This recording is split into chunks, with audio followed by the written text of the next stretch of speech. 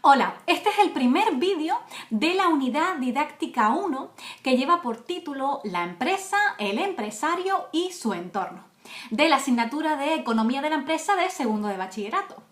En este primer vídeo se trabajarán aspectos como la actividad económica, los factores de producción, los agentes económicos, los diferentes mercados que existen, el flujo circular de la renta, así como también las teorías sobre el empresario y las teorías sobre la empresa.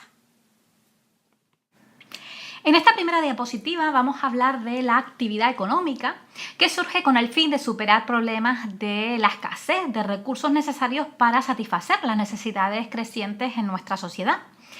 Por tanto, el conflicto entre esas necesidades crecientes y esos recursos escasos obliga a la sociedad a tomar decisiones para resolver los tres problemas básicos de todo sistema económico. Esos tres problemas aparecen aquí en la diapositiva. El primero de ellos es qué bienes producir y en qué cantidades. En este primer problema habrá que decidir a qué necesidades vamos a dedicar nuestros recursos y cuáles quedarán insatisfechas. El segundo problema es cómo producir. Aquí, puesto que existen distintos procedimientos, va a ser necesario elegir con qué recursos y con qué técnicas se producirán los bienes y servicios. Por ejemplo, pues utilizando más maquinaria y menos trabajadores o al revés.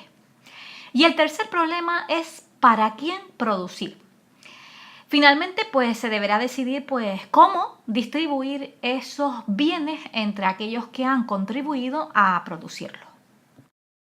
Para responder a estas cuestiones, a estos problemas, cada país cuenta con un conjunto de recursos o factores de producción. Y son estos tres que aparecen en esta diapositiva: el trabajo, la tierra y el capital. Con respecto al trabajo, es la aportación física e intelectual del ser humano al proceso productivo.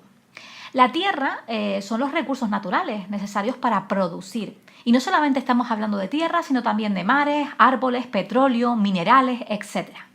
Y con respecto al capital, pues son los bienes de producción o de capital necesarios para producir otros bienes. Y aquí estaríamos hablando de edificios, maquinaria, herramientas, elementos de transporte, etc. Con el fin de satisfacer esas necesidades de las personas y a partir de los recursos disponibles, la sociedad se va a organizar en agentes económicos. Y existen tres: las familias, las empresas y el sector público. Con respecto a las familias, tienen una doble función, ya que por un lado son las unidades básicas de consumo y por otro lado aportan su trabajo a las empresas. Con respecto a las empresas, son unidades básicas de producción, ya que deciden qué y cómo producir. Y con respecto al sector público, es el que establece el marco legal en el que se desarrolla la actividad económica. Provee también a la sociedad de ciertos bienes y de ciertos servicios públicos, tales como sanidad, educación, etc. Y decide también la política económica del país. Esta tercera diapositiva es un tanto una diapositiva de resumen, ya que finalmente esos agentes económicos sabemos que se relacionan a través de los mercados, en los que se realizan los innumerables intercambios económicos diarios. Vemos ahí cómo aparecen los diferentes agentes económicos, las familias, el Estado y las empresas, y los factores de producción que acabamos de comentar. Si observan, a la derecha aparecen dos mercados, y es que según sea el tipo de intercambio, se distinguen dos tipos de mercados. Uno de ellos es el mercado de bienes y servicios y otro es el mercado de factores. Por tanto, es el mercado de productos a través del que las familias adquieren los bienes y servicios que ofrecen las empresas. Y el mercado de factores es aquel en el que los agentes compran o venden tierra, trabajo o capital. También está el mercado de trabajo, que pone en contacto a las empresas que demandan trabajo y a las familias que lo ofrecen. O el mercado financiero, que pone en contacto a los que ofrecen y a los que necesitan financiación. Como se observa en este gráfico, que es el gráfico del flujo circular de la renta, el dinero que pagan las familias a las empresas por comprar bienes y servicios, luego va de las empresas a las familias cuando los trabajadores cobran su salario. El salario, a su vez, volverá a las empresas por las nuevas compras que realicen las familias. Como vemos aquí en el gráfico, se produce un flujo circular de la renta y de la actividad económica. En estos intercambios, las empresas juegan un doble papel. Por una parte, ofrecen bienes y servicios en el mercado de productos y por otra, demandan los factores de producción que necesitan en el mercado de factores. En respuesta a esta demanda, las familias ofrecen su trabajo a las empresas a cambio de un salario. Asimismo, las familias también poseen dinero ahorrado, terrenos, inmuebles, etcétera, que ponen a disposición de las empresas a cambio de una remuneración o de una renta. Es decir, alquileres a cambio de la tierra, beneficios a intereses a cambio del capital, etc. En esta diapositiva vamos a hablar sobre las diferentes teorías sobre el empresario. La primera de ellas es la siguiente: el empresario en el pensamiento económico clásico. Durante mucho tiempo se identificó al empresario con quien aportaba el capital y consiguientemente el beneficio se consideró la recompensa por el capital aportado. Para los economistas clásicos, ya que estamos hablando de Adam Smith, David Ricardo y John Stuart Mill, el empresario era el capitalista, o sea, el propietario del negocio, quien lo dirigía personalmente y quien asumía también el riesgo de su inversión. Pero hasta mediados del siglo XIX, los economistas no empezaron a diferenciar la figura del empresario de la del capitalista. Por lo tanto, aquí surge la figura de Marshall, que fue uno de los primeros en hacerlo. Y en este sentido realizó una aportación fundamental al asignar al empresario el papel coordinador del proceso productivo, elevando la función empresarial a la categoría del cuarto factor de producción, junto con la tierra, el trabajo y el capital. Como ven aquí en la diapositiva, la segunda de las teorías es el empresario riesgo de Knight. En el siglo XX se formularon las modernas teorías del empresario y una de estas primeras aportaciones fue la de este autor. Para este autor, el riesgo es lo que define al verdadero empresario.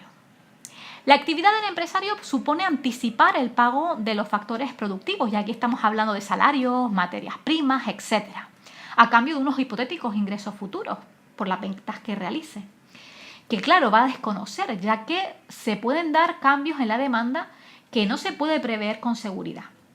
Por lo tanto, para Knight, para este autor, la esencia del empresario es la incertidumbre sobre las consecuencias de sus decisiones. O sea, el beneficio es, por tanto, el premio o la recompensa por asumir ese riesgo. Vamos con la tercera de las teorías, el empresario innovador de Schumpeter. Este autor propuso la concepción más original del empresario, al considerar que es un ser innovador. Es decir, es un ser capaz de inventar un nuevo producto o una nueva forma de producir y conseguir así una situación de monopolio temporal y también unos beneficios extraordinarios. A medida que otras empresas imiten esa innovación, los beneficios disminuirán. El beneficio, por tanto, para esta teoría, se justifica como el premio o recompensa que percibe el empresario por su aportación al progreso tecnológico y económico. Vamos con la cuarta de las teorías. El empresario como tecnoestructura de Galbraith. Para este autor, las grandes empresas actuales son tan complejas que ya no pueden ser dirigidas por una sola persona, sino que requieren una dirección colegiada que integre profesionales expertos en las distintas áreas, y aquí estamos hablando de economistas, ingenieros, abogados, etc. Este grupo dirigente, que Galbraith denomina tecnoestructura, constituye un nuevo centro de poder dentro de la empresa. Y esa es la teoría que sostiene este autor. Y la quinta de las teorías es el empresario como descubridor de oportunidades. Y aquí estamos hablando del autor Kirchner, que destaca que la esencia del empresario es su estado de alerta para descubrir en el mercado oportunidades no detectadas hasta entonces. Según este autor, una de las principales funciones del empresario está en intuir y aprovechar estas oportunidades. El empresario en la realidad actual, y es que hoy se considera al empresario como un profesional de la dirección, según Galbraith, impulsor del progreso económico como Schumpeter o descubridor de nuevas oportunidades como Kirchner. y que arriesga su capital o su prestigio si la empresa no obtiene buenos resultados como Knight. Además, la visión estratégica y el liderazgo de recursos humanos aparecen como nuevas claves del empresario moderno. Entre las teorías que explican el funcionamiento de la empresa, destacan estas 4. Una de ellas es la teoría neoclásica. Sus seguidores afirman que el mercado y su mano invisible fijan los precios de los factores y de los productos, por lo que la función de la empresa se limita a combinar los factores para obtener los productos que le permiten lograr el máximo beneficio. Otra de las teorías es la teoría social. Según esta visión, la empresa debe justificar su existencia en la sociedad. Además de la búsqueda del beneficio económico, es necesario en esta teoría también que asuma una responsabilidad social en respuesta al papel que la sociedad le otorga y a todo lo que recibe de ella. La tercera de las teorías es la teoría de los costes de transacción. Esta teoría trata de explicar las posibilidades que tienen las empresas de ser más eficientes en cada decisión. Es decir, cuando una empresa necesita, por ejemplo, materias primas o componentes de sus productos, puede comprarlos en el mercado o producirlos en ella misma. Y la cuarta de las teorías es la empresa como sistema. Esta teoría se caracteriza por varias cosas. Una de ellas es que es un sistema abierto a su entorno.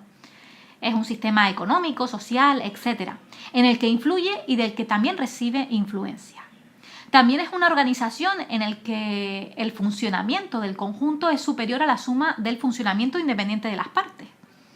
El todo es superior a la suma de las partes, eso es lo que quiere decir. Ello se debe a las sinergias que se producen en la empresa. Otra de las características de este sistema es que es un sistema global, en el que también cualquier influencia sobre uno de sus elementos repercute sobre los demás y sobre el conjunto del sistema. Y también es un sistema autorregulable. Si la empresa se desvía por sus objetivos, se inicia un proceso de retroalimentación para adaptarse y mantener un equilibrio dinámico con su entorno. Como podemos ver en la diapositiva, aparece un gráfico en el que se distinguen los diferentes subsistemas de la empresa. En esta diapositiva, simplemente a modo de resumen, se extraen 2 de las 4 teorías que destacan sobre el resto. Una de ellas es la teoría de los costes de transacción y otra es la teoría de la empresa como sistema.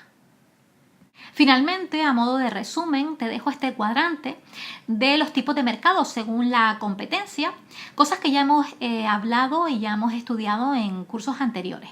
Verán cómo se diferencia la competencia imperfecta de la competencia perfecta, y en la competencia imperfecta tenemos lo que es el monopolio, el oligopolio y la competencia monopolística, con todas las características de cada uno de estos tipos de mercado.